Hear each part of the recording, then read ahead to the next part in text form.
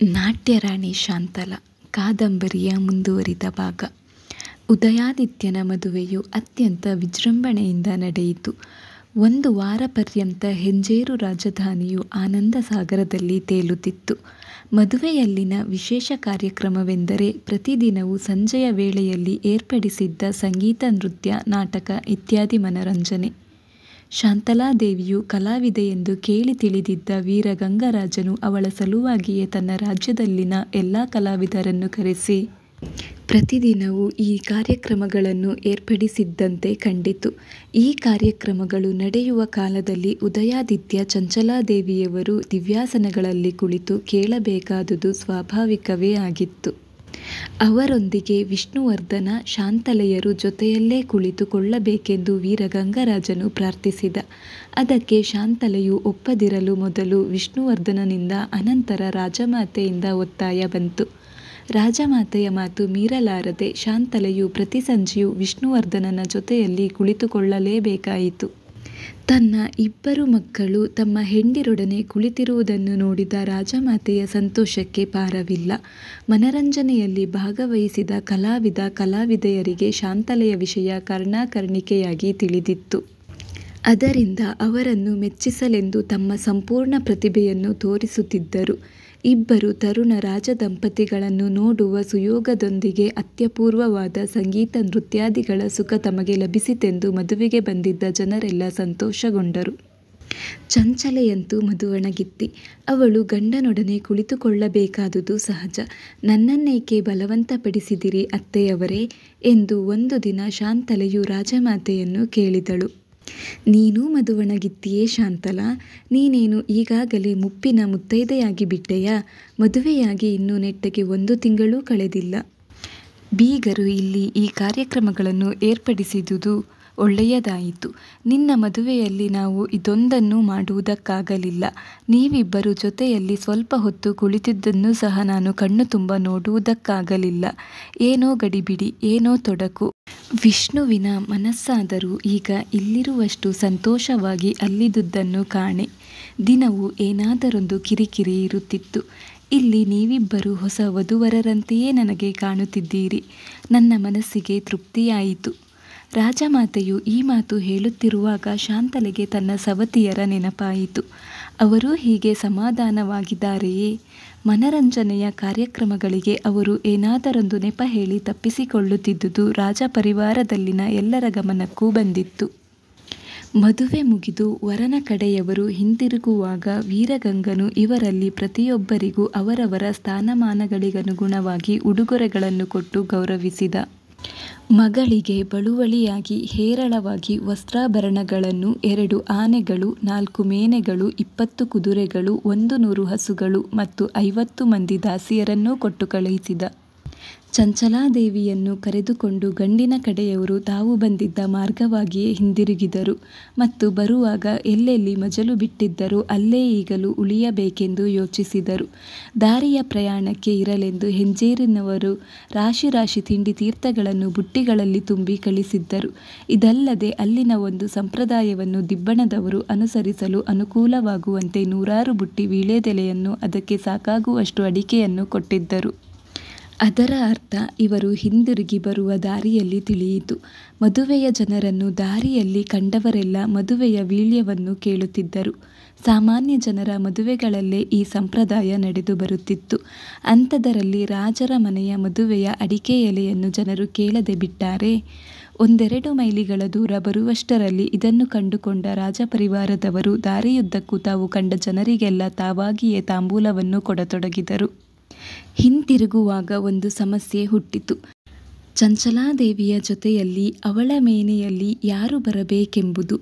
ಶಾಂತಲೆಯು ತನ್ನ ಜೊತೆಯಲ್ಲಿ ಬರಲೆಂದು ಅವಳಿಗೆ ಇಷ್ಟ. ಆದರೆ ಶಾಂತಲೆಯು ರಾಜಮಾತೆಯ ಜೊತೆಯಲ್ಲಿರಬೇಕೆಂದಳು. ರಾಜಮಾತೆಯ ಜೊತೆಯಲ್ಲೇ ಚಂಚಲೆಯು ಕುಳಿತುಕೊಳ್ಳಲೆಂದರೆ ಹೊಸ ಸೊಸೆಗೆ ನಾಚಿಕೆ. ಅತ್ತೆಯೊಡನೆ ಮನಸ್ಸು ಬಿಚ್ಚಿ ಮಾತಾಡುವಂತಿಲ್ಲ. ಇಬ್ಬರು ಮೂಕರಂತೆ ಕುಳಿತಿದ್ದರೆ ದಾರಿ ಬೇಸರವಾಗುತ್ತದೆ.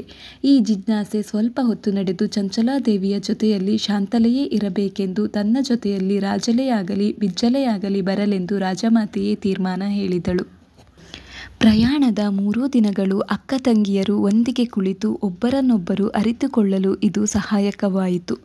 ಅತ್ತೆಯೊಡನೆ ರಾಜಲಾದೇವಿಯು ಮೇನೆಯಲ್ಲಿ ಕುಳಿತು ಬರುತ್ತಿರುವಾಗ ಹೊತ್ತು ಕಳೆಯುವುದಕ್ಕಾಗಿ ಅವರು ಏನಾದರೊಂದು ಮಾತಾಡಬೇಕಾಗಿತ್ತು.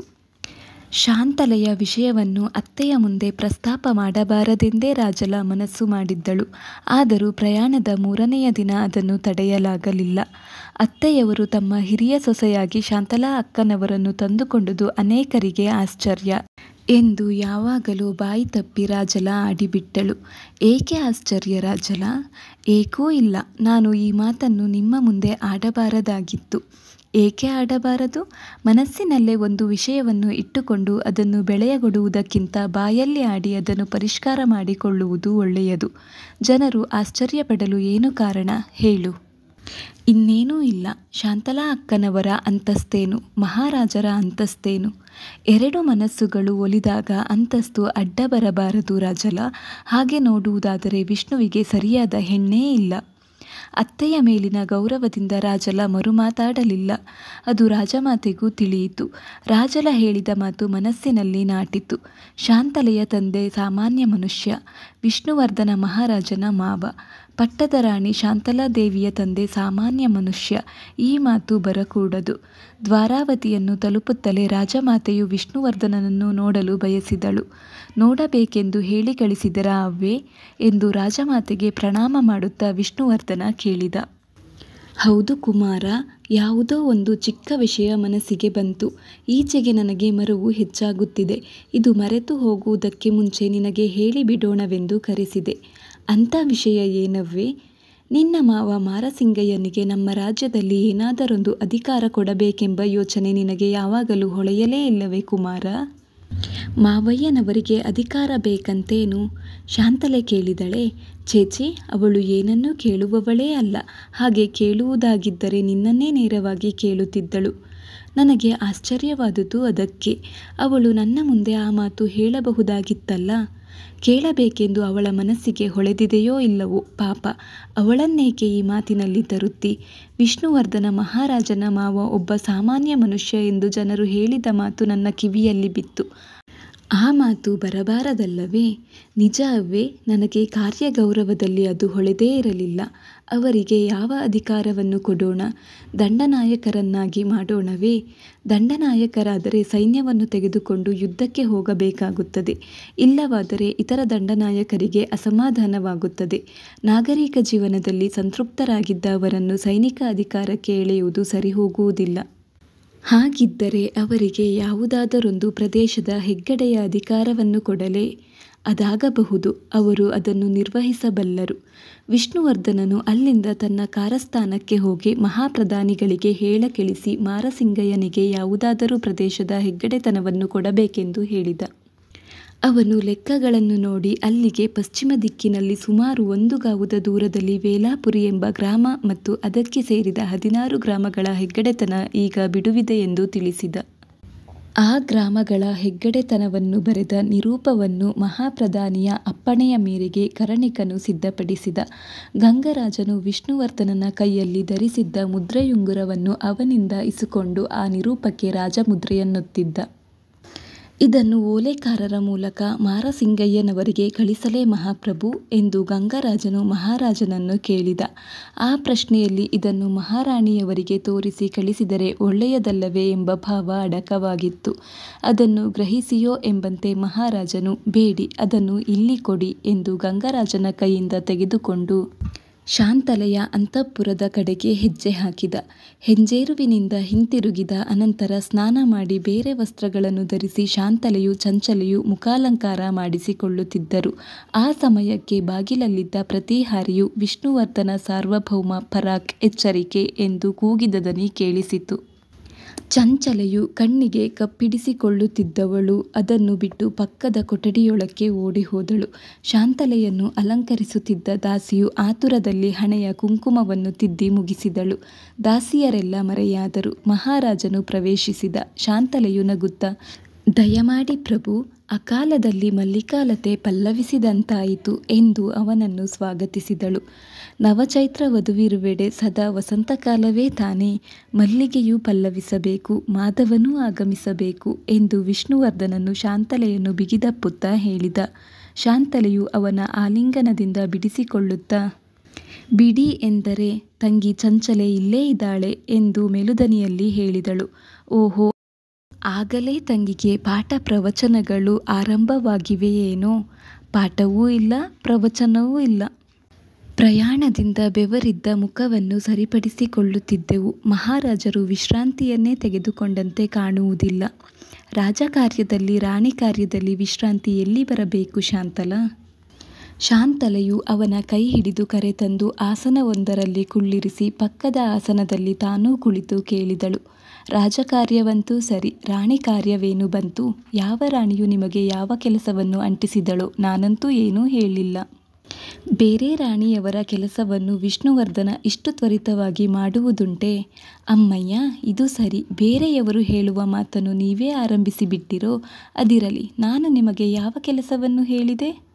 ನೀನು ಹೇಳಿದ ಮೇಲೆ ನಾನು ಮಾಡುವುದರಲ್ಲಿ ಅತಿಶಯವೇನು? ನಿನಗೆ ಯಾವುದು ಪ್ರಿಯವಾದುದೆಂದು ತಿಳಿದು ನಾನೇ ಮಾಡಬೇಕು. ಅಂಥ ಕೆಲಸ ತಾನೇ ಏನಿದೆ? ಸುಮ್ಮನೆ ನನ್ನನ್ನೇಕೆ ಕೀಟಲೆ ಮಾಡುತ್ತೀರಿ? ಅದೇನು ಮಾಡಿದಿರಿ ಹೇಳಬಾರದೆ? ನಾನು ಹೇಳುವುದೇಕೆ? ನೀನೇ ಓದಿಕೊ ಎನ್ನುತ್ತಾ ವಿಷ್ಣುವರ್ಧನನು ತನ್ನ ಕೈಯಲ್ಲಿದ್ದ ನಿರೂಪದ ಸುರುಳಿಯನ್ನು ಅವಳ ಕೈಗೆ ಕೊಟ್ಟ. ಅವಳು ಅದನ್ನು ಓದಿಕೊಳ್ಳುತ್ತಾ ಮಂದಹಾಸದಿಂದ, ಇದಕ್ಕೆ ಈಗೇನು ಅವಸರವಾಗಿತ್ತು ಎಂದಳು. ಮಾಡಬೇಕೆಂದು ತೋರಿದುದನ್ನು ತಕ್ಷಣ ಮಾಡಿಬಿಡಬೇಕು. ಮುಂದಕ್ಕೆ ಹಾಕಿದರೆ ಅದಕ್ಕೆ ಏನಾದರೊಂದು ತೊಡಕು ಹುಟ್ಟಿಕೊಳ್ಳುತ್ತದೆ. ನಿಮ್ಮ ತಂದೆಯನ್ನು ಹೆಗ್ಗಡೆಯಾಗಿ ಮಾಡಿದುದು ನಿನಗೆ ಸಮಾಧಾನವೇ? ಮಹಾರಾಜರು ಏನು ಅನುಗ್ರಹಿಸಿದರೂ ಅದಕ್ಕೆ ನಾವೆಲ್ಲರೂ ಕೃತಜ್ಞರು. ನಿಮ್ಮ ತಂದೆಯವರು ನಮ್ಮ ಸೋದರ ಮಾವನನ್ನು ಹೆಗ್ಗಡೆಯಾಗಿ ಮಾಡಿದ್ದರು. ನೀವು ನನ್ನ ತಂದೆಗೆ ಈಗ ಆ ಅಧಿಕಾರ ಕೊಟ್ಟಿರಿ. ನಮ್ಮ ತವರಿನವರ ಮೇಲೆ ನಿಮ್ಮ ಸಿಂಹಾಸನದ ಋಣ ಹೆಚ್ಚಿತು.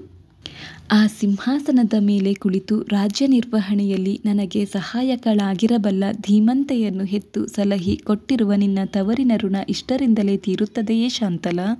ಇದನ್ನು ಈಗಲೇ ಕಳಿಸುವ ಏರ್ಪಾಡು ಮಾಡು. ಶಾಂತಲೆಯು ಎಡಗಡೆ ತಿರುಗಿ ನೋಡಿದಳು. ಅದುವರೆಗೆ ಕಣ್ಣಿಗೆ ಬೀಳದಿದ್ದ ದಾಸಿಯೊಬ್ಬಳು ಮುಂದೆ ಬಂದು ತಲೆಬಾಗಿ ನಿಂತಳು. ಇಬ್ಬರು ಓಲೆಕಾರರನ್ನು ಈ ಕೂಡಲೇ ಕಳಿಸುವಂತೆ ಬಪ್ಪರಸರಿಗೆ ನಮ್ಮ ವಿನಂತಿಯನ್ನು ತಿಳಿಸಿ ಚಾಗಲೆಯನ್ನು ಒಳಕ್ಕೆ ಬರಹೇಳು ಎಂದು ಶಾಂತಲೆ ಅಪ್ಪಣೆ ಮಾಡಿದಳು. ದಾಸಿಯು ತೆರೆಯ ಹಿಂದಿನಿಂದ ಬಂದುದನ್ನು ಕಂಡ ವಿಷ್ಣುವರ್ಧನನು, ಇಲ್ಲಿ ಇನ್ನೂ ಎಷ್ಟು ಮಂದಿ ದಾಸಿಯರು ತೆರೆಯ ಮರೆಯಲ್ಲಿದ್ದಾರೆ ಶಾಂತಲಾ? ನೀನು ಅತ್ತ ತಿರುಗಿದೊಡನೆಯೇ ಅವಳು ಬಂದಳಲ್ಲ, ಈ ಶಿಕ್ಷಣವನ್ನೆಲ್ಲ ನೀನು ಎಲ್ಲಿ ಕಲಿತಿದ್ದೆ ಎಂದು ನಗುತ್ತಾ ಕೇಳಿದ. ಅವಳು ಅದಕ್ಕೆ ಉತ್ತರ ಕೊಡುವುದರೊಳಗಾಗಿ ಚಾಗಲೆಯು ಬಾಗಿಲಿಂದ ಪ್ರವೇಶಿಸಿ ದೂರ ನಿಂತಳು. ಈ ನಿರೂಪವನ್ನು ಅಯ್ಯನವರಲ್ಲಿಗೆ ಕಳಿಸಲು ಸಿದ್ಧಪಡಿಸು ಚಾಗಿ. ಬಪ್ಪರಸರು ಈಗ ಇಬ್ಬರು ಓಲೆಕಾರರನ್ನು ಕಳಿಸುತ್ತಾರೆ.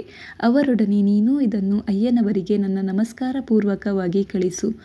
ಶಾಂತಲೆಯ ನಮಸ್ಕಾರದೊಂದಿಗೆ ಮಹಾರಾಜನ ನಮಸ್ಕಾರವನ್ನೂ ಸೇರಿಸು ಚಾಗಲೆ ಎಂದು ವಿಷ್ಣುವರ್ಧನ ಹೇಳಿದ. ಹೆಂಜೇರುವಿನಿಂದ ಹಿಂತಿರುಗಿದ ಮೇಲೆ ನವದಂಪತಿಗಳು ಒಮ್ಮೆ ಯಾದವಗಿರಿಗೆ ಹೋಗಿ ಗುರುಗಳ ಆಶೀರ್ವಾದವನ್ನು ಪಡೆದು ಬರುವುದು ಒಳ್ಳೆಯದೆಂದು ವಿಷ್ಣುವರ್ಧನನಿಗೆ ತೋರತೊಡಗಿತು. 1 ವಾರದಲ್ಲಿ 3 ಸಲ ಗುರುಗಳು ಅವನ ಸ್ವಪ್ನದಲ್ಲಿ ಕಾಣಿಸಿಕೊಂಡರು. ಗುರುಗಳ ನೆನಪು ಪದೇ ಪದೇ ಬರುತ್ತಿದೆ ಶಾಂತಲಾ. ಬಹುಶಃ ಅವರು ನನ್ನನ್ನು ನೆನಪು ಮಾಡಿಕೊಳ್ಳುತ್ತಿರಬೇಕು. ನಮ್ಮ ಮದುವೆಯಾದ ತರುಣದಲ್ಲೇ ನಾವು ಹೋಗಿ ಅವರ ಆಶೀರ್ವಾದ ಪಡೆದು ಬರಬೇಕಾಗಿತ್ತು. ಆಗ ಕುಮಾರನ ಮದುವೆಯ ಯೋಚನೆಯೂ ಬಂದುದರಿಂದ ಆ ಕೆಲಸಗಳಲ್ಲಿ ವಿರಾಮವಾಗಲಿಲ್ಲ. ಈಗ ನಾವು ಅವರೂ ಕೂಡಿ ಗುರುಗಳ ಸನ್ನಿಧಾನಕ್ಕೆ ಹೋಗಿ ಬರಬೇಕೆಂದು ಮನಸ್ಸಿಗೆ ಬರುತ್ತಿದೆ. ಅದು ಮನಸ್ಸಿಗೆ ಬಂದ ಮೇಲೆ ತಡ ಮಾಡುವುದೇಕೆ?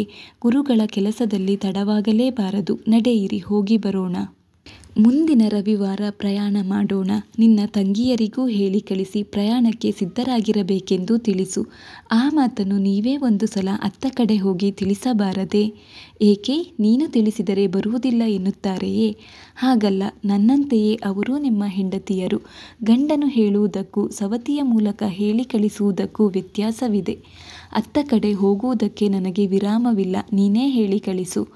ಕಡೆಗೆ ಬಮ್ಮಲಾದೇವಿಗಾದರೂ ನೀವು ಒಂದು ಮಾತು ಹೇಳಿ. ನಾನು ಯಾರಿಗೂ ಹೇಳುವುದಿಲ್ಲ, ನೀನೇ ಹೇಳಬೇಕು. ಪಟ್ಟದ ರಾಣಿಯಾಗಿ ಅಪ್ಪಣೆ ಮಾಡುವ ಅಧಿಕಾರ ನಿನಗಿದೆ. ಇಷ್ಟರ ಮೇಲೆ ಬಂದವರು ಬರಲಿ, ಬಿಟ್ಟವರು ಬಿಡಲಿ. ರಾಜಮಾತೆಯವರನ್ನು ಕರೆದುಕೊಂಡು ಹೋಗುವುದೇ? ಅವರು ಬರಲಾರರು. ಅವರು ಹುಟ್ಟಿದಂದಿನಿಂದ ಜಿನಧರ್ಮದಲ್ಲಿ ಶ್ರದ್ಧೆ ಇದ್ದವರು. ಈಗ ವೈಷ್ಣವ ಗುರುಗಳಲ್ಲಿಗೆ ಬನ್ನಿರೆಂದು ಅವರ ಮನಸ್ಸನ್ನು ಇಕ್ಕಟ್ಟಿನಲ್ಲಿ ಸಿಕ್ಕಿಸುವುದು ಸರಿಯಲ್ಲ. ಅಲ್ಲದೆ ನಾವಾದರೆ ರಥದಲ್ಲಿ ಹೋಗಿ ಬರಬಹುದು. ಅವರು ಬಂದರೆ ಮೇನೆಗಳು, ಅವಕ್ಕೆ ಬೇಕಾದ ಸೇವಕರು, ಮಾರ್ಗದಲ್ಲಿ ಮಜಲುಗಳು, ಹೀಗೆ ಅನೇಕ ತೊಡಕುಗಳು ಹುಟ್ಟಿಕೊಳ್ಳುತ್ತವೆ. ರಾಜಮಾತೆಗೆ ನಮ್ಮ ಪ್ರಯಾಣದ ವಿಷಯವನ್ನು ಅರಿಕೆ ಮಾಡಿ ಅವರ ಆಶೀರ್ವಾದ ಪಡೆದು ಹೋದರೆ ಸಾಕು. ಅತ್ತೆಯವರಿಗೆ ಈಗಲೇ ತಿಳಿಸಿ ಬರೋಣ ಬನ್ನಿ. ಶಾಂತಲೆಯು ವಿಷ್ಣುವರ್ಧನನನ್ನು ಜೊತೆಯಲ್ಲಿ ಕರೆದುಕೊಂಡು ರಾಜಮಾತೆಯ ಕೊಠಡಿಗೆ ಹೋಗಿ ವಿಷಯವನ್ನು ಆಕೆಯ ಮುಂದೆ ತಿಳಿಸಿದಳು. ಶಾಂತಲೆಯು ನಿರೀಕ್ಷಿಸಿದ್ದಂತೆ ಬಮ್ಮಲಾದೇವಿಯು ಯಾದವಗಿರಿಗೆ ಹೊರಡಲೇ ಇಲ್ಲ.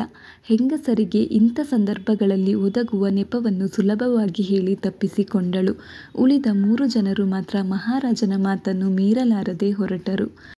ರವಿವಾರ ಬೆಳಗ್ಗೆ 4 ರಥಗಳಲ್ಲಿ ವಿಷ್ಣುವರ್ಧನ, ಶಾಂತಲೆ, ಉದಯಾದಿತ್ಯ, ಚಂಚಲೆ, ರಾಜಲೆ, ಬಿಜ್ಜಲೆ, ದೇವಕಿ ಮತ್ತು ಬಪ್ಪರಸ, ಚಾಗಲೆ, ಸೋವಲೆಯರು ಮಿತ ಅಂಗರಕ್ಷಕ ಪರಿವಾರದೊಡನೆ ಯಾದವಾದ್ರಿಗೆ ಹೊರಟರು. ಆ ಪ್ರಯಾಣವು ಕ್ಷೇತ್ರಯಾತ್ರೆಯಂತಿರದೆ ನವದಂಪತಿಗಳ ವಿಹಾರ ಸಮಯವಾಗಿ ಕಂಡಿತು. ವಿಷ್ಣುವು, ಉದಯನು ತಮ್ಮ ಹೆಂಡತಿಯರೊಡನೆ ಸರಸ ಸಲ್ಲಾಪ ಮಾಡುತ್ತಾ ತಾವು ದಾರಿಯಲ್ಲಿ ಕಾಣುತ್ತಿದ್ದ ಪ್ರಕೃತಿ ಸೌಂದರ್ಯವನ್ನು ವರ್ಣಿಸುತ್ತಾ ತಮ್ಮ ರಥಗಳ ಶಬ್ದವನ್ನು ಕೇಳಿ ಬೆದರಿ ಜಿಗಿಯುತ್ತಿದ್ದ ಹರಿಣಿಗಳನ್ನು ಅವರಿಗೆ ತೋರಿಸಿ ಅವನ್ನು ಅವರಿಗೆ ಹೋಲಿಸಿ ಹಾಸ್ಯ ಮಾಡುತ್ತಾ ಅಲ್ಲಲ್ಲಿ ಕಾಡು ಹೂಗಳ ಗೊಂಚಲುಗಳನ್ನು ಕಂಡು ಅವರು ಮೆಚ್ಚಿದಾಗ ರಥಗಳನ್ನು ನಿಲ್ಲಿಸಿ ಸೇವಕರಿಂದ ಆ ಪುಷ್ಪಗುಚ್ಛಗಳನ್ನು ಕುಯ್ದು ತರಿಸಿ ಅವರ ಮುಡಿಗಳಿಗೆ ಮುಡಿಸಿ ಅದರಿಂದ ವಿಕಸಿತವಾದ ಅವರ ವದನ ಸೌಂದರ್ಯವನ್ನು ಕಂಡು ಹಿಗ್ಗುತ್ತಾ ತಾವು ಎಷ್ಟು ದೂರ ಪ್ರಯಾಣ ಮಾಡಿದ್ದೇವೆ, ತಮ್ಮ ರಾಜ್ಯದ ಯಾವ ಭಾಗದಲ್ಲಿದ್ದೇವೆ ಎಂಬುದರ ಪರಿವೆಯೇ ಇಲ್ಲದೆ ಮುಂದೆ ಸಾಗುತ್ತಿದ್ದರು. ಹೀಗೆ ಮುಂದೆ ಹೋಗುತ್ತಿದ್ದ ಯಾತ್ರಿಕರಿಗೆ ಎದುರಿನಲ್ಲಿ ತ್ರಿವಿಕ್ರಮಾವತಾರದಂತೆ ಭುವಿಯಿಂದ ಮುಗಿಲವರೆಗೆ ನಿಂತ ಗೊಮ್ಮಟೇಶ್ವರನ ಭವ್ಯವಾದ ಮೂರ್ತಿಯು ದೂರದಿಂದಲೇ ಕಾಣಿಸಿತು. ಅದು ಕಣ್ಣಿಗೆ ಕಂಡೊಡನೆ ವಿಷ್ಣುವರ್ಧನನು ರಥದಲ್ಲಿ ಹೋಗುತ್ತಿದ್ದಂತೆಯೇ ಆ ಮೂರ್ತಿಗೆ ಕೈಮುಗಿದು, ಅಲ್ಲಿ ನೋಡು ಶಾಂತಲ, ಗೊಮ್ಮಟೇಶ್ವರನ ಭವ್ಯ ವಿಗ್ರಹ. ನಾವು ಆಗಲೇ ಬೆಳಗೊಳದ ಸಮೀಪಕ್ಕೆ ಬಂದು ಬಿಟ್ಟೆವು ಎಂದ. ಶಾಂತಲೆಯು ತನ್ನ ಕೈ ಜೋಡಿಸಿ ಅವಳು ಕಂಡ ವಿಗ್ರಹಕ್ಕೆ ಪ್ರಣಾಮ ಮಾಡಿ, ಅನಾಯಾಸವಾಗಿ ಹೇಗೂ ಇತ್ತ ಬಂದಿದ್ದೇವೆ. ನಿಮ್ಮ ಆಕ್ಷೇಪಣೆ ಇಲ್ಲದಿದ್ದರೆ ಗೊಮ್ಮಟೇಶ್ವರನನ್ನು ಪೂಜಿಸಿ ಮುಂದೆ ಪ್ರಯಾಣ ಮಾಡಬಹುದಲ್ಲ ಎಂದು ಸಂಕೋಚದಿಂದ ಹೇಳಿದಳು. ಏಕೆ ಶಾಂತಲ ಅಷ್ಟು ಸಂಕೋಚದಿಂದ ಕೇಳುತ್ತಿದ್ದೀಯೇ? ಜೈನ ಧರ್ಮವನ್ನು ಬಿಟ್ಟು ವೈಷ್ಣವ ಧರ್ಮವನ್ನು ಸ್ವೀಕರಿಸಿದ ನಾನು ಗೊಮ್ಮಟೇಶ್ವರನನ್ನು ಪೂಜಿಸಲಾರನೆಂದೇ? ಹಾಗೆ ಶಂಕಿಸಬೇಕಾದುದು ಸಹಜವೇ ತಾನೇ? ವೈಷ್ಣವ ದೀಕ್ಷೆಯನ್ನು ಸ್ವೀಕರಿಸಿದ ಮಾತ್ರಕ್ಕೆ ನಾನು ಜಿನಧರ್ಮದ ದ್ವೇಷಿಯಾಗಬೇಕೇ ಶಾಂತಲ? ವೈಷ್ಣವ ಧರ್ಮ ನನ್ನ ಆತ್ಮೋನ್ನತಿಗೆ ಮಾತ್ರ. ನಾನು ಬಿಟ್ಟೆನೆಂದು ಜಿನಧರ್ಮ ಕೀಳೆಂದಾಗಲಿ ಬೇರೆ ಧರ್ಮ ಮೇಲೆಂದಾಗಲಿ ನಾನು ಭಾವಿಸುವುದಿಲ್ಲ. ಅಲ್ಲದೆ ನಾನು ರಾಜ್ಯವಾಳುವ ದೊರೆ. ನನ್ನ ಪ್ರಜೆಗಳೆಲ್ಲ ನನಗೆ ಒಂದೇ ಸಮ. ಹಾಗೆಯೇ ಪ್ರಜೆಗಳು ಪೂಜಿಸುವ ಎಲ್ಲ ದೇವರುಗಳೂ ಒಂದೇ. ಒಂದು ದೇವರು ಹೆಚ್ಚು, ಇನ್ನೊಂದು ಕಡಿಮೆ ಎಂದು ಭಾವಿಸುವುದಾಗಲಿ ಅಂಥ ಭಾವನೆ ಹುಟ್ಟುವಂತೆ ವರ್ತಿಸುವುದಾಗಲಿ ರಾಜನಾದವನಿಗೆ ತಕ್ಕುದಲ್ಲ. ಅದರಿಂದ ಈಗ ನಾವು ಗೊಮ್ಮಟೇಶ್ವರನನ್ನು ಪೂಜಿಸಿ ಮುಂದಕ್ಕೆ ಪ್ರಯಾಣ ಮಾಡುವುದೇ ಯುಕ್ತವಾದುದು. ವಿಷ್ಣುವರ್ಧನನ ಉದಾರವಾದ ನೀತಿಯನ್ನು ಕೇಳಿ ಶಾಂತಲೆಗೆ ತಾನು ಕೈ ಹಿಡಿದಿರುವ ಪುಣ್ಯಪುರುಷನು ಮಹಾನುಭಾವನೆಂದು ಹೆಮ್ಮೆ ಮನಸ್ಸಿನಲ್ಲಿ ಹುಟ್ಟಿತು. ಅನಿರೀಕ್ಷಿತವಾಗಿ ಮಹಾರಾಜರು ತಮ್ಮ ಊರಿಗೆ ಬಂದುದನ್ನು ಕಂಡ ಬೆಳಗೊಳದ ನಿವಾಸಿಗಳು ಭ್ರಾಂತರಾಗಬಹುದಲ್ಲವೇ ಸ್ವಾಮಿ? ಮುಂದಾಗಿ ಅವರಿಗೆ ಒಂದು ಮಾತು ಹೇಳಿ ಕಳಿಸಿದ್ದರೆ ಚೆನ್ನಾಗಿತ್ತೇನೋ ಎಂದು ಈಗ ಅನಿಸುತ್ತಿದೆ. ಹೇಳಿ ಕಳಿಸದೆ ಬಂದುದು ಒಂದು ರೀತಿಯಲ್ಲಿ ಒಳ್ಳೆಯದೇ ಆಯಿತು ಶಾಂತಲ. ಹೇಳಿ ಕಳಿಸಿದ್ದರೆ ನಮ್ಮ ಸ್ವಾಗತ ಇತ್ಯಾದಿಗಳಿಗಾಗಿ ಜನರು ಪರದಾಡಬೇಕಾಗುತ್ತಿತ್ತು. ಹೆಚ್ಚು ಗಡಿಬಿಡಿಗೆ ಅವಕಾಶವಿಲ್ಲದೆ ನಾವು ದೇವರನ್ನು ಪೂಜಿಸಿ ಈಗ ಮುಂದಕ್ಕೆ ಹೋಗಬಹುದು. ಆದರೆ ವಿಷ್ಣುವರ್ಧನನ ನಿರೀಕ್ಷೆ ವಿಫಲವಾಯಿತು. ಯಾರಿಗೂ ತಿಳಿಯದಂತೆ ತಾನು ಬೆಳಗೊಳವನ್ನು ಹಾದು ಗೊಮ್ಮಟೇಶ್ವರನ ಮೂರ್ತಿ ಇರುವ ಬೆಟ್ಟದವರೆಗೆ ಹೋಗಬಹುದೆಂದು ಭಾವಿಸಿದುದು ಸುಳ್ಳಾಯಿತು. ಊರ ಬಾಗಿಲಲ್ಲಿ ತೋರಣಗಳನ್ನು ಕಟ್ಟಿ ಊರಿನ ಜನರು ಮಂಗಳವಾದ್ಯಗಳನ್ನು ಸಿದ್ಧಪಡಿಸಿಕೊಂಡು ನಿಂತಿದ್ದರು. ಪುರಪ್ರಮುಖರು ಇವರ ರಥಗಳ ದಾರಿಯಲ್ಲಿ ನಿಂತು ತಲೆಬಾಗಿ ನಮಸ್ಕರಿಸಿದರು. ಕೊಂಬು ಕಹಳೆಗಳು, ಮಂಗಳವಾದ್ಯಗಳು ಮೊಳಗಿದವು. ಸ್ಥಳದ ಹೆಗ್ಗಡೆಯು ಬಂದು ಮಹಾರಾಜ ಮಹಾರಾಣಿಯರಿಗೂ ಉದಯಾದಿತ್ಯ ಚಂಚಲಾದೇವಿಯರಿಗೂ ಪುಷ್ಪಹಾರಗಳನ್ನು, ನಿಂಬೆಯ ಹಣ್ಣುಗಳನ್ನು ಸಮರ್ಪಿಸಿದ. ಇಷ್ಟೆಲ್ಲ ಸಿದ್ಧತೆಗಳನ್ನು ಇವರು ಹೇಗೆ ಮಾಡಿಕೊಂಡರೆಂದು ವಿವರವನ್ನು ಕೇಳುವಂತೆ ವಿಷ್ಣುವರ್ಧನನು ಬಪ್ಪರಸನ ಕಡೆ ನೋಡಿದ. ಅರಸರ ಇಂಗಿತವನ್ನು ಅರಿತು ಬಪ್ಪರಸನು ಹೆಗ್ಗಡೆಯನ್ನು ಮಾತಾಡಿಸುವವನಂತೆ, ಮಹಾರಾಜರು ವಿಜಯ ಮಾಡುವುದು ನಿಮಗೆ ಯಾವಾಗ ತಿಳಿಯಿತು ಎಂದು ತಮ್ಮ ಅಜ್ಞಾನವನ್ನು ಬಿಟ್ಟುಕೊಡದೆ ಅವನು ಕೇಳಿದ. ತಾವು ಸ್ವಾಗತಕ್ಕಾಗಿ ನಡೆಸಿದ ಏರ್ಪಾಡುಗಳು ಸಮರ್ಪಕವಾಗಿಲ್ಲವೆಂಬುದು ಆ ಪ್ರಶ್ನೆಗೆ ಕಾರಣವಾಗಿರಬೇಕೆಂದು ಹೆದರಿದ ಹೆಗ್ಗಡೆಯು, ಮಹಾಪ್ರಧಾನಿಗಳು ಕಳುಹಿಸಿದ ಓಲೆಕಾರನು ನಮಗೆ ಸುದ್ದಿಯನ್ನು ಮುಟ್ಟಿಸಿದಾಗ ಆಗಲೇ ಬೆಳಗಿನ ಜಾವವಾಗಿತ್ತು ಸ್ವಾಮಿ. ಅದರಿಂದ ಬಹಳ ಆತುರದಲ್ಲಿ ನಾವು ಸಿದ್ಧತೆಗಳನ್ನು ಮಾಡಿಕೊಳ್ಳಬೇಕಾಯಿತು. ಏನು ಲೋಪದೋಷಗಳಿದ್ದರೂ ಮನ್ನಿಸುವಂತೆ ಮಹಾಪ್ರಭುಗಳಲ್ಲಿ ಭಿನ್ನವಿಸಬೇಕು ಎಂದು ಅರಿಕೆ ಮಾಡಿಕೊಂಡ. ಇವರು ಅಲ್ಲಿ ನಿಂತಿರುವಾಗಲೇ ಗೊಮ್ಮಟೇಶ್ವರನ ಅರ್ಚಕರು ಬಂದು ಮಹಾರಾಜನನ್ನು ಮಹಾರಾಣಿಯನ್ನು ಆಶೀರ್ವದಿಸಿ ಶಾಂತ್ಯುದಕವನ್ನು ಅವರ ಮೇಲೆ ಪ್ರೋಕ್ಷಿಸಿದರು. ಈಗ ನಾವೇ ಸ್ವಾಮಿಯ ಸನ್ನಿಧಿಗೆ ಬಂದು ಅರ್ಚಿಸಲಿದ್ದೇವೆ. ಇಷ್ಟು ದೂರ ನೀವು ಬರುವ ಶ್ರಮ ತೆಗೆದುಕೊಳ್ಳಬೇಕಾಗಿರಲಿಲ್ಲ ಎಂದು ವಿಷ್ಣುವರ್ಧನನು ಹೇಳಿದಾಗ ಅರ್ಚಕರು ತಮ್ಮ ಕಿವಿಗಳನ್ನೇ ತಾವು ನಂಬಲಾರದೆ ಹೋದರು. ವೈಷ್ಣವನಾದನೆಂದು ತಾವು ಕೇಳಿದ ಮಾತು ಸುಳ್ಳೇ? ಈತನು ಜಿನಧರ್ಮದಲ್ಲಿ ಇನ್ನೂ ಅಭಿಮಾನವಿಟ್ಟುಕೊಂಡಿದ್ದಾನೆಯೇ? ಮಹಾರಾಜನ ಬಾಯಲ್ಲಿ ಮಾತು ಬಂದುದೊಂದೇ ತಡ. ಗೊಮ್ಮಟೇಶ್ವರನ ಬೆಟ್ಟದ ಕಡೆಗೆ ಕೆಲವು ಜನರು ಓಡಿದರು.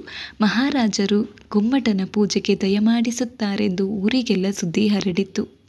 ಆಬಾಲವೃದ್ಧರು ಆ ಕೌತುಕವನ್ನು ನೋಡಲು ಬೆಟ್ಟದ ಕಡೆಗೆ ಧಾವಿಸಿದರು. ತಮ್ಮ ದೊರೆಯು ವಿಧರ್ಮಿಯಾದನೆಂದು ಅವನ ಮೇಲೆ ಅಸಮಾಧಾನಗೊಂಡಿದ್ದ ಹಲವು ವೃದ್ಧರು ಸಂತೋಷದಿಂದ ಕಣ್ಣೀರ್ಗರೆದರು. ಮಹಾರಾಜನೆಂದರೆ ಹೀಗಿರಬೇಡವೇ?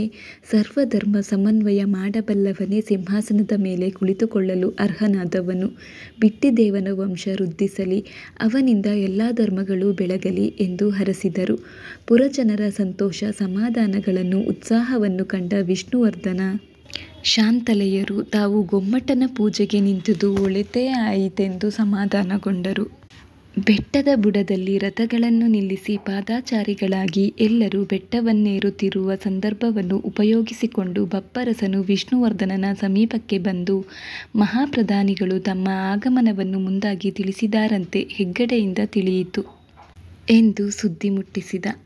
ನಾವು ಗೊಮ್ಮಟನನ್ನು ಪೂಜಿಸದೆ ಎಲ್ಲಿ ಮುಂದಕ್ಕೆ ಪ್ರಯಾಣ ಮಾಡುತ್ತೇವೋ ಎಂದು ಮಹಾಪ್ರಧಾನಿಯು ಸಂಶಯಪಟ್ಟಿರಬೇಕು.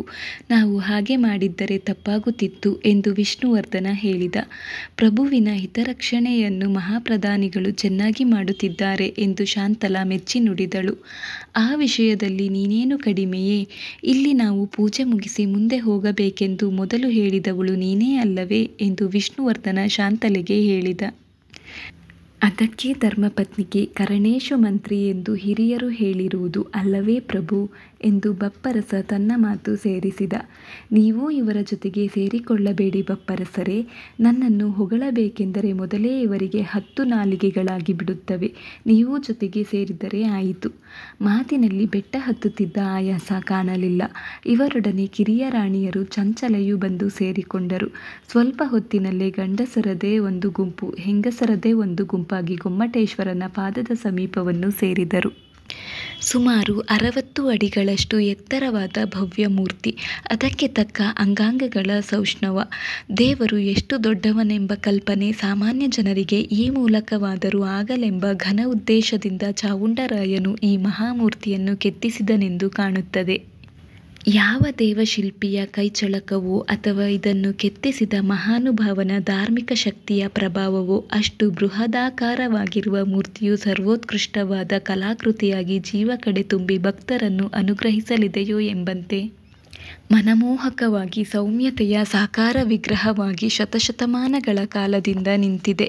ರಾಜಪರಿವಾರವೆಲ್ಲ ಮೂರ್ತಿಯನ್ನು ನೋಡುತ್ತಾ ಸ್ವಲ್ಪ ಕಾಲ ದಿಗ್ಮೂಢರಾಗಿ ನಿಂತಿದ್ದು ಅದಕ್ಕೆ ತಮ್ಮ ಭಕ್ತಿಯ ಕಾಣಿಕೆಯನ್ನರ್ಪಿಸಿದರು.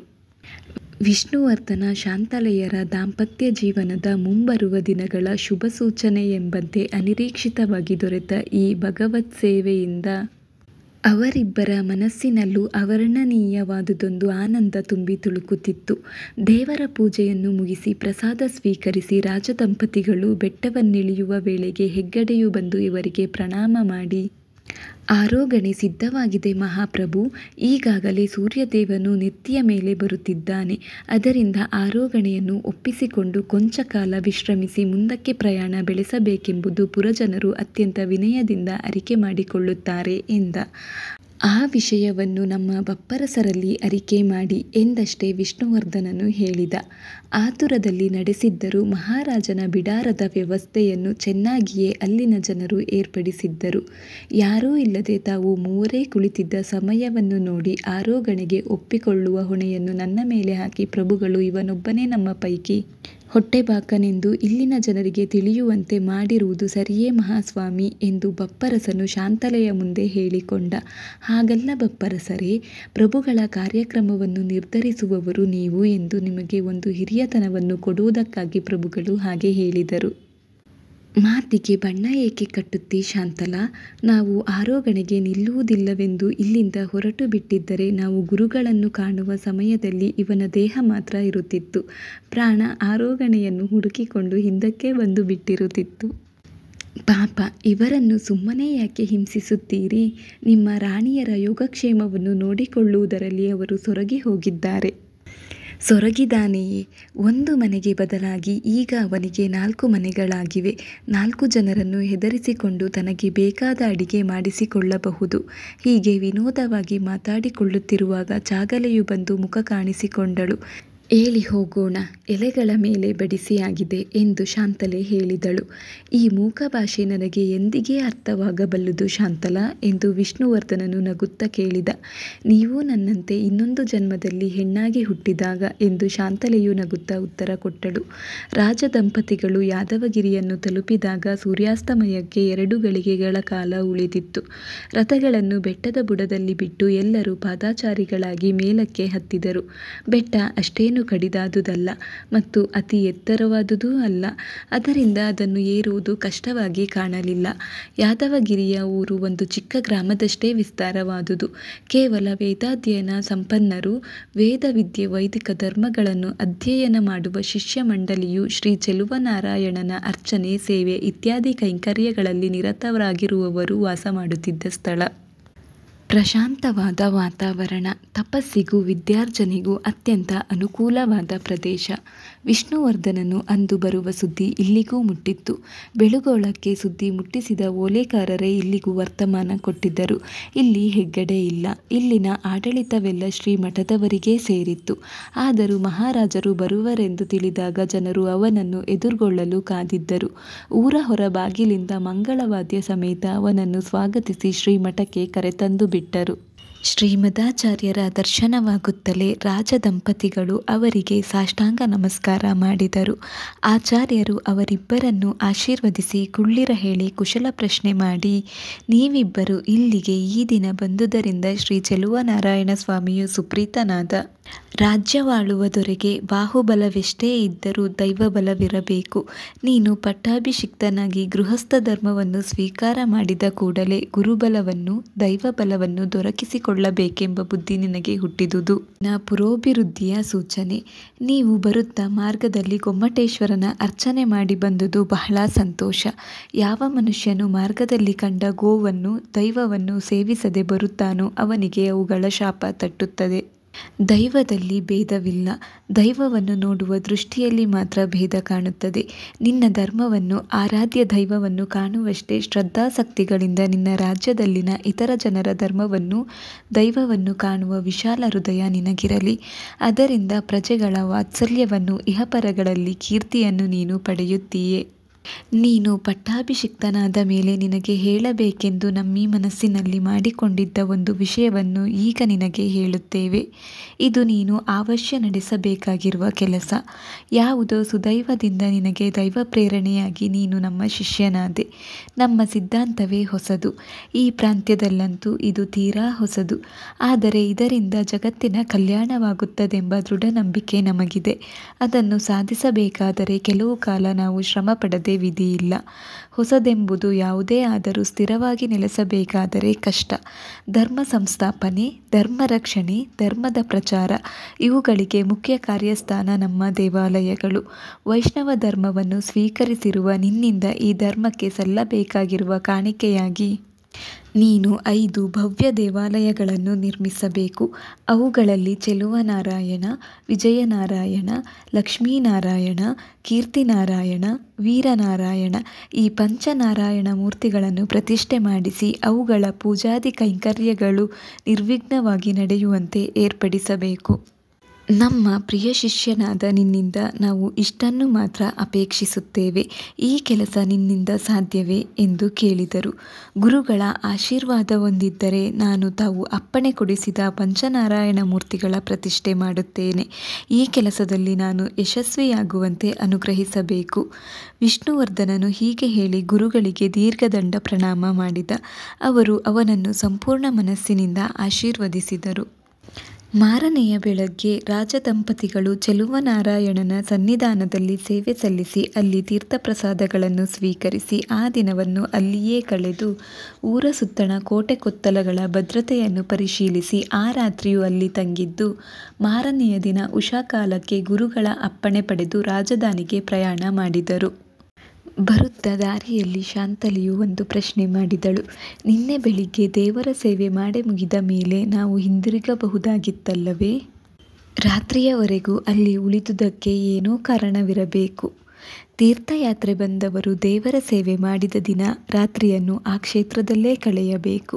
ಹಾಗಿಲ್ಲದೆ ಮುಂದಕ್ಕೆ ಪ್ರಯಾಣ ಮಾಡಿದರೆ ಆ ಕ್ಷೇತ್ರ ದರ್ಶನ ಪುಣ್ಯ ಲಭಿಸುವುದಿಲ್ಲ. ಆದ್ದರಿಂದ ನಿನ್ನೆ ನಮಗೆ ಬೇರೆ ಏನೂ ಕೆಲಸವಿಲ್ಲದಿದ್ದರೂ ಅಲ್ಲೇ ರಾತ್ರಿಯನ್ನು ಕಳೆಯಬೇಕಾಯಿತು. ಗುರುಗಳ ದರ್ಶನಕ್ಕೆ ಬಂದು ಅವರ ಆಶೀರ್ವಾದ ಪಡೆದುದರಿಂದ ನನ್ನ ಮನಸ್ಸಿಗೆ ಏನೋ ಒಂದು ಬಗೆಯ ಅವರ್ಣನೀಯವಾದ ಸಂತೋಷವಾಗಿದೆ. ಪಂಚನಾರಾಯಣ ಮೂರ್ತಿಗಳನ್ನು ಪ್ರತಿಷ್ಠೆ ಮಾಡಬೇಕೆಂದು ಅವರು ಅಪ್ಪಣೆ ಕೊಟ್ಟುದು ನನ್ನ ಮನಸ್ಸಿನಲ್ಲಿದ್ದಂತೆಯೇ ನಡೆದಂತಾಯಿತು. ನಿನ್ನ ಮನಸ್ಸಿನಲ್ಲಿ ಏನಿತ್ತು? ನಮ್ಮ ಜನ್ಮ ಸಾರ್ಥಕ ಮಾಡಿಕೊಳ್ಳುವುದಕ್ಕಾಗಿ ಏನಾದರೂ ಶಾಶ್ವತವಾದ ದೇವತಾ ಸೇವೆ ಮಾಡಬೇಕೆಂದು ಯೋಚಿಸುತ್ತಿದ್ದೆ. ಅದಕ್ಕೆ ತಕ್ಕ ರೂಪು ಕೊಟ್ಟರು ಗುರುಗಳು. ಅದೇ ನೋಡು ಅವರಲ್ಲಿರುವ ಮಹತ್ವ. ನಮ್ಮ ಮನಸ್ಸಿನಲ್ಲಿರುವುದನ್ನು ಒಂದೇ ನೋಟದಲ್ಲಿ ಕಂಡುಹಿಡಿದು ಅದಕ್ಕೆ ಅವರು ಉತ್ತರ ಕೊಟ್ಟಿರುತ್ತಾರೆ. ಮಹಾತ್ಮರು. ನನ್ನದೊಂದು ಪ್ರಾರ್ಥನೆಯನ್ನು ಈಗಲೇ ತಿಳಿಸಬಹುದೇ? ತಿಳಿಸು. ಅದಕ್ಕೆ ಪೀಠಿಕೆ ಏಕೆ? ಈ 5 ನಾರಾಯಣ ಮೂರ್ತಿಗಳಲ್ಲಿ ಒಂದನ್ನು ನನ್ನಿಂದ ಪ್ರತಿಷ್ಠೆ ಮಾಡಿಸುವಿರಾ? ಏಕಾಗಬಾರದು. ಯಾವ ಮೂರ್ತಿ ನಿನಗೆ ಮೆಚ್ಚಿಗೆ ಹೇಳು. ಚೆಲುವನಾರಾಯಣ. ಅಗತ್ಯವಾಗಿ ಆಗಲಿ. ಮುಂದಿನ ಭಾಗಕ್ಕಾಗಿ ಈ ಚಾನಲನ್ನು ಸಬ್ಸ್ಕ್ರೈಬ್ ಮಾಡಿ ಹಾಗೆ ಲೈಕ್ ಕೊಟ್ಟು ಪ್ರೋತ್ಸಾಹಿಸಿ.